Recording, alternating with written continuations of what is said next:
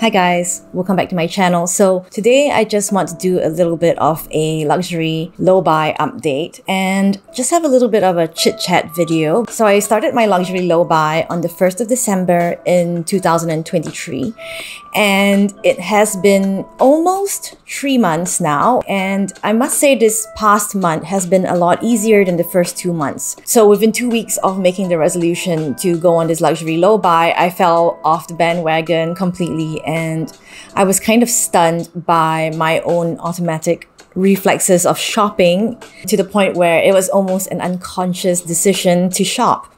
So the second month was in January and it had been a lot more controllable. I was still feeling very much the urge to shop. I knew that I couldn't do this cold turkey. I knew that I had to kind of like pace myself and set a budget. So I did shop in January and I was allowing myself to buy non-bag items. And if I did want to buy a bag item, it would count towards my 4-bag count of the year. So that helped a lot. And I managed to stick to ready-to-wear items, small bits and pieces here and there, but nothing major. And then when February came along, I completely didn't shop. I still had the temptation to shop. I still window shop on my phone, especially the Dior website. I'm not gonna lie, that has been really nice to look at and very tempting. But yeah, I mean, in February, it's been a lot more doable, I want to say. I don't feel so much this compulsion to shop. I do still have the itch to shop, but it's just easier to resist it. So it confirms the theory that resistance or self-control is very much like a muscle, and the more you work it out, the easier it is to flex it. I've calmed down a lot in February. There was a moment just before Chinese New Year that I really wanted to buy this Loewe. So I know I've been talking about the Loewe Flamenco XL in the warm desert color for a very long time now, and I've been stocking it on Satire. And you know, Satire's prices go up and down like the stock market, I don't know. And there was this day before Chinese New Year where it finally dropped by 400 Sing dollars, and I was just gonna check out. I pressed add to bag and then I was going to fill in my details and check out, but then I just thought, do I want this bag to be part of my 4 bags of the year? And I couldn't answer that question. And I guess that hesitation made me realize that if I can't answer that question, then it very well may be so that this is not the bag meant for me. So I've since let that bag go, and within a few hours, that bag was snapped up real quick. It was a good deal, I tell you. Until now, it still pains my heart.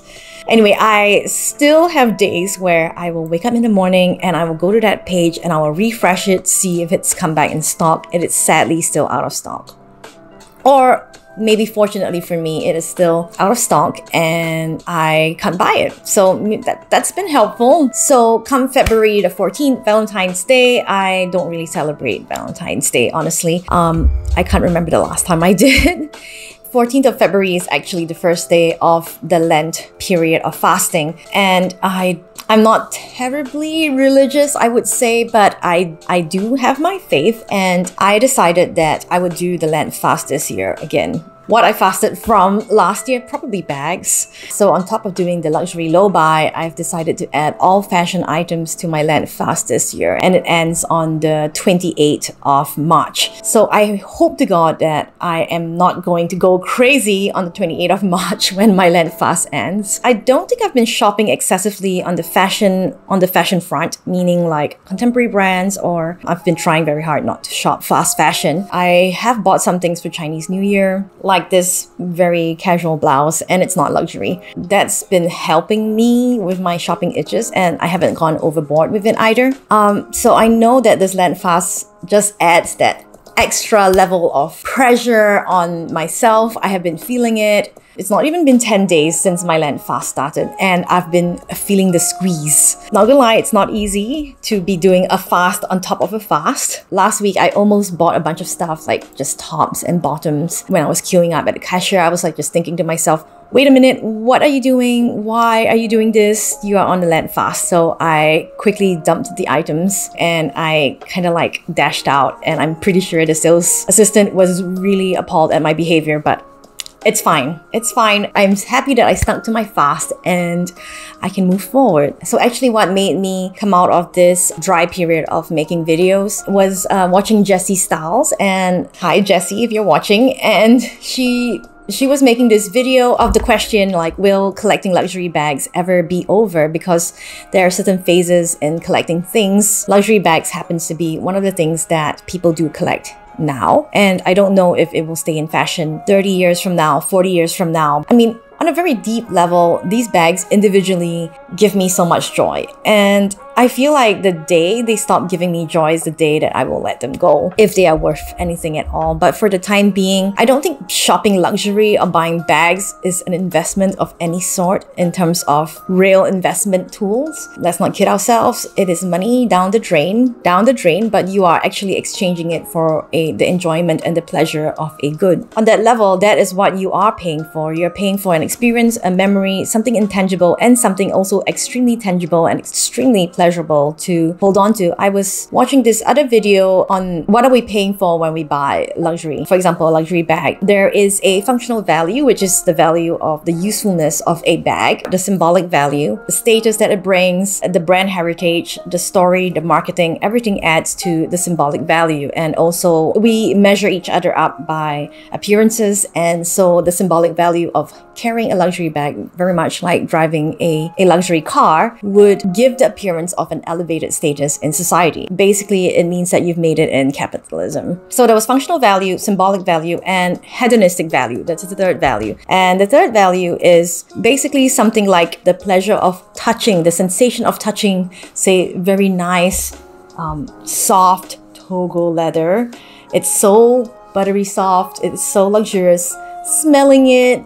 We all love to smell our bags. Let's just come clean here. I'm not the only one here. Appreciating the beauty of a bag. Like, for example, the sheen of the finish, this iridescent sheen really gets to me. Or, for example, touching the texture and appreciating the amount of craftsmanship that has gone into the making of the bag and the quality of the glazing, the neatness, the closeness to perfection. With luxury, there is a very strong hedonistic value in any one of these items. Will collecting ever be out of style? Maybe it might when people have moved on to the next things that give them that kind of pleasure. I haven't been thinking about luxury very often in the last 2 weeks. And I do think that not buying makes me less of a consumer and more reflective of what things mean to me, what things are important to me. Moving on to how my progress has been, my experience has been doing this luxury low buy. I think slowly I've gotten over the shame of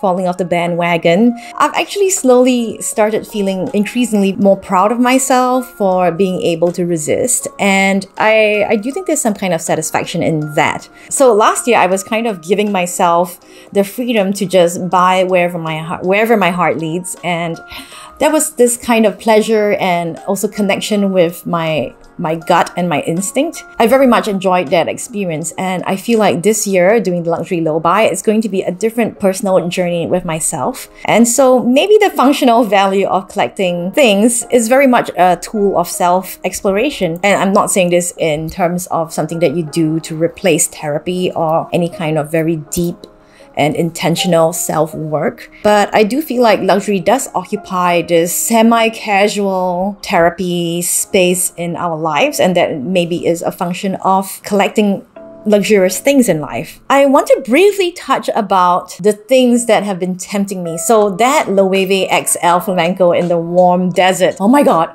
That bag still has me in a chokehold. I've been telling myself that I don't need this bag. I have 2 Neverfull GM bags that are way more practical than a Loewe flamenco tote in terms of travel, because it really hurts my heart to put that plush, buttery soft leather under a plain seat. With the Louis Vuitton canvas, at least I know it's hardier. I can just shove it under the plain seat. I I don't have any qualms in doing so. So I know that if I bought that Warm Desert XL bag, it would definitely be just something that I wanted to buy because I wanted to have the same kind of bag in a different color. But functionally, it wouldn't really replace anything in my life. You guys know that I have a lot of tan colored bags, which is kind of like my weakness. I definitely don't need it. So that has been my thought cycle. The other bag that I really wanted to get was the Dior Valentine's Day bag in the heart shape, and it was so pretty. It was 1,600 Sing dollars. It was just so pretty. It was so pretty. I think it's a lot of money for a very small item. Like,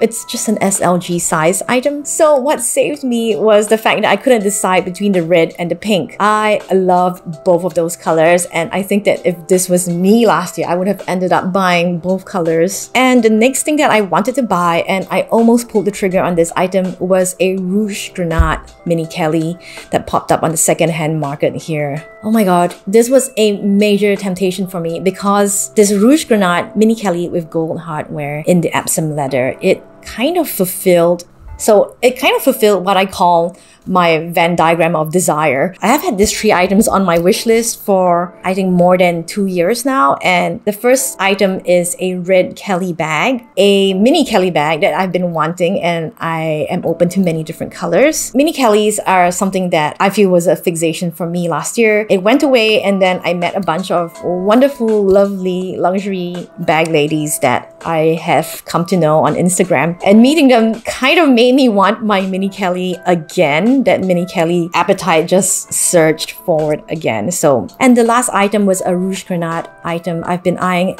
Rouge Grenade Birkins in Togo leather, in Epsom leather, on a Constance, and I've never actually seen a Rouge Grenade Mini Kelly pop up anywhere before. And so this item to me is like the intersections. If I bought this one item, I would be fulfilling. I would have bought 3 separate bags for a Mini Kelly, a red Kelly, a Mini Kelly, a red Kelly, and a Rouge Grenade bag. But I haven't put the trigger on that. I've decided to wait till I finish my Lent fast. So after the 28th of March, if the bag is still available on the secondhand market, maybe I will pull the trigger then, and we shall see. I'm going to leave it up to bag fate for that. I feel like this luxury low buy has also been aided by the fact that I have more real world pressing matters to deal with, and it's been very helpful. And for some reason, my state of mind has been pretty good. It's been on the up, I would say. So on that front, in terms of time spent, I feel like I've gotten a lot more intentional about being present in the moment. I feel like when I am actually researching stuff, reading my things, spending time with my children, interacting with people, I am so much more present than I used to be when I had this uncontrollable need to shop for luxury. I feel like a lot of us in the luxury community can actually understand that kind of obsession that overtakes you when you fall in love with a bag. You think about it, sometimes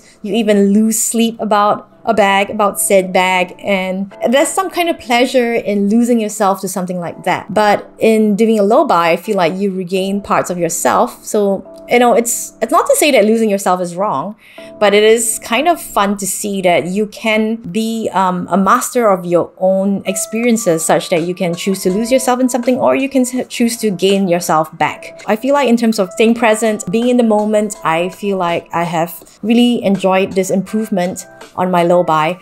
So I think I've rambled on for long enough right now. I hope you've enjoyed my white bag display behind me. I am just so in love with these white bags. I wish you all a fabulous week ahead. And if you like this video, please give me a thumbs up. And if you haven't already, please consider subscribing to my video. I would greatly appreciate it. And I'll see you guys in my next video. Bye!